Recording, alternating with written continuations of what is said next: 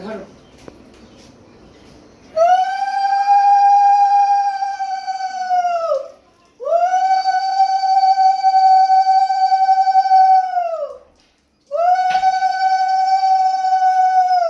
ঘাড়ের দিকে দাও, দাঁড়াও 3 বারই দেবো। জল আর একবার দাও।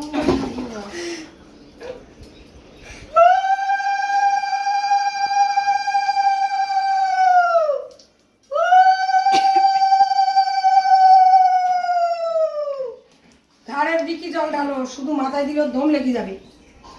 টাকা কি তাকাও, মাথায় একটুখানি দিয়ে ঘাড়ের দিকে দেবো। মামা কিছু করতে